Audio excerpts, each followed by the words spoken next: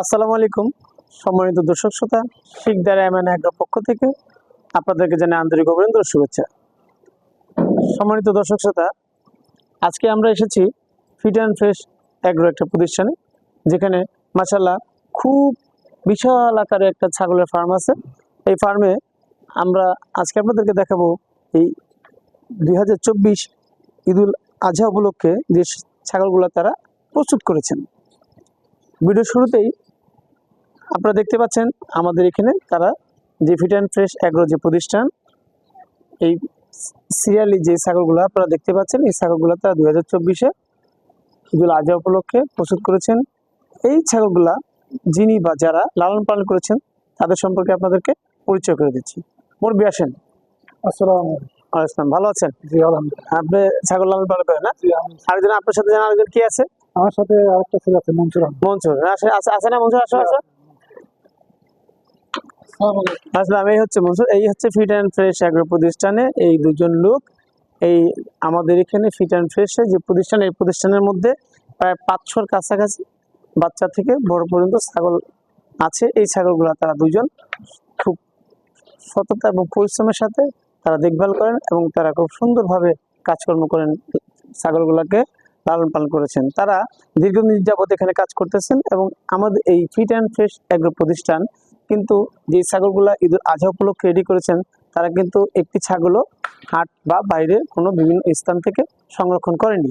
এই ছাগলগুলো একমাত্র তাদের নিজস্ব প্রতিষ্ঠান থেকে জন্ম হওয়া বাচ্চা থেকেই তারা বিভিন্ন বছর, কয়েক বছর যাবত তাদের ফার্মে জন্ম হওয়া বাচ্চা থেকে তারা এই ঈদুল আজহা উপলক্ষে মানুষের হাতে তুলে দিচ্ছেন তাদের প্রতিষ্ঠানেই জন্ম হওয়া বাচ্চা।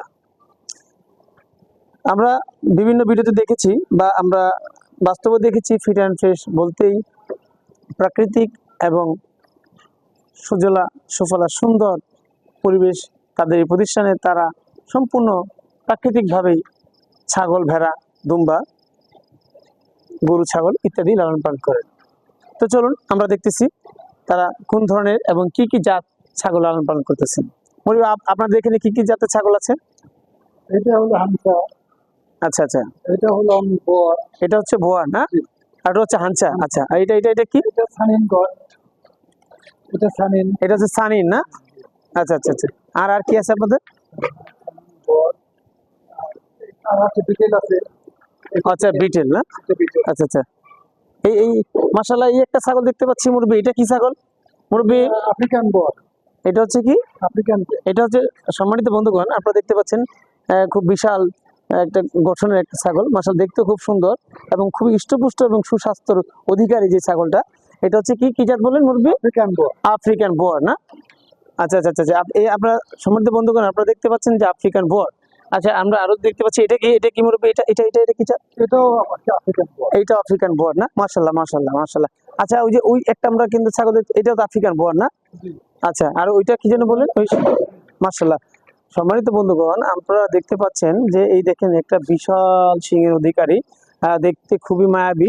তার কান দুটো হচ্ছে সামনের দিকে বাঁকানো এবং ছোট কানের অধিকারী সে, এবং তার রূপ এবং সৌন্দর্য আসলে প্রশংসা না করলেই না। এই ছাগলটা আসলে কি জাত বলেন যেন? সানিন না? আচ্ছা, সানিন, এই জাতটার নাম হচ্ছে সানিন। আমার জানা মতে এই সানিনের জাতটা হচ্ছে সুইজারল্যান্ডের একটা জাত। এটা খুবই ফুল ওয়ার্ল্ডের মধ্যে বিশ্ববিখ্যাত, দুধ এবং মাংসে ফুল সারা পৃথিবীর মধ্যে তার বেশ বিখ্যাত এবং সে নামে এবং তার গুণেও বিখ্যাত। এই ছাগলের জাতটা হচ্ছে দুধ এবং মাংস। হ্যাঁ, সম্মানিত বন্ধুগণ, আমরা যে কথা বলেছিলাম, এটা হচ্ছে যমুনা পাড়ি হালচা, পাকিস্তানে না? পাকিস্তানের একটা ব্রিড, তবে ইন্ডিয়াতে বেশ উৎপত্তি। আরেকটা জাত বলেছিলাম আমরা সাউথ আফ্রিকান বোয়ার, আফ্রিকা মহাদেশের এটা হচ্ছে আফ্রিকান বোয়ার না মুরব্বি? হ্যাঁ, আমার জানা মতে এটা হচ্ছে আফ্রিকান বোয়ার। এই বোয়ারটা কিন্তু আমাদের দেশে খুবই একটা আমাদের প্রয়োজনীয় একটা জাত। আমাদের ব্ল্যাক বেঙ্গল ছাগল, আমাদের বাংলাদেশের যে ব্ল্যাক বেঙ্গল ছাগল যে আমাদের পরিমাণ মাংস ও দুধ দেয়, সেই স্থানে যদি আমরা বোয়ারকে আনি, সেক্ষেত্রে আমরা বোয়ার ফুল ওয়ার্ল্ডের মধ্যে মাংস উৎপাদনের খুব ভালো একটি জাত। সে মাংস উৎপাদনের বেশ ভূমিকা রাখে এবং বাংলাদেশের মাংস উৎপাদনের যে ঘাটতি বা মাংসের যে চাহিদা, সেটা আমাদের যেখানে যে জাতগুলো আছে তার মধ্যে বোয়ার অন্যতম। তারপরে আপনাদের আরেকটি জাত সম্পর্কে পরিচয় করে দিব, সেটা হচ্ছে বিটেল। ব্রিটেল কিন্তু আমাদের আমাদের দেশে এটা এটা কিন্তু এটাও কিন্তু মাংসের জন্য খুব ভালো একটা জাত। এই জাতটাও ব্রিটেল জাতটাও মাংস এবং দুধ উভয় উৎপাদন করে। তবে সর্বশেষে পরিশেষে বলতে চাই, আমাদের এখানে যে ফিট অ্যান্ড ফ্রেশে যে জাতগুলা বিশেষভাবে আছে সেটা হচ্ছে আপনার যে এই সানিন, বোয়ার, ব্রিটেল, এই জাতগুলা সবচেয়ে বেশি মাংস উৎপাদনশীল জাত। এই জাতগুলো আমাদের যে দেশের মাংসের ঘাটতি আছে এবং দুধের ঘাটতি আছে, এই ফিট অ্যান্ড ফ্রেশ অ্যাগ্রো সততার সাথে কাজ করে, প্রাকৃতিকভাবে কাজ করে যে ছাগলগুলোকে লালন পালন করতেছে, তাদের যে আমি দেখেছি তারা যেইভাবে যারা যেভাবে যে ছাগলগুলোকে লালন পালন করে, তারা সবসময় কিন্তু আপনারা দেখতে পাচ্ছেন তারা সবসময় কিন্তু, সম্মানিত দর্শক, তারা সবুজ কাঁচা ঘাসের উপর নির্ভরশীল। তারা দানাদার খাদ্য, আমাদের দেশে দানাদার খাদ্য অতি তীব্র মাত্রায় দাম বেড়ে যাওয়ার কারণে আমাদের দেশে খামারিরা খুবই সংকট ভুক্তভোগী হচ্ছেন। এই সংকটের মধ্যে থেকে আমাদের দেশে বিভিন্ন খামারি দিন দিন বিলুপ্ত হয়ে যাচ্ছে। কিন্তু যারা এই সেক্টরে শিক্ষিত লোক এবং সচেতন ব্যক্তি, তারা তাদের অভিজ্ঞতাকে কাজে লাগিয়ে এই সেক্টরকে তারা দানাদার খাদ্য দাম যতই বাড়ুক না কেন উচ্চ মূল্যে, কিন্তু তাদের মেধা ও অভিজ্ঞতাকে কাজে লাগিয়ে তারা দিন দিন তাদের অ্যাগ্রো প্রতিষ্ঠানকে বড় করে তুলতেছে। সেটা ফিট অ্যান্ড ফ্রেশ অ্যাগ্রোই যথাযথ প্রমাণ। আপনারা দেখেন এখন কিন্তু আপনার এই দেখেন কি পরিমাণে, এখন কিন্তু রাত প্রায় 9টার উপরে, এখনো যদি এই এত শত শত ছাগলের মধ্যে এখনো যদি এই পরিমাণ কাঁচা ঘাস তাদের থাকে, এই 24 ঘন্টা ফিট অ্যান্ড ফ্রেশ এগ্রো যে প্রতিষ্ঠান, সেই 24 ঘন্টা ছাগল কাঁচা ঘাস খায়। এটা কি যদি দানাদার খাদ্য দিয়ে লালন পালন করা আদৌ কি সম্ভব? না, দানাদার খাদ্য দিয়ে কখনোই গরু ছাগল লালন পালন করা সম্ভব নয়।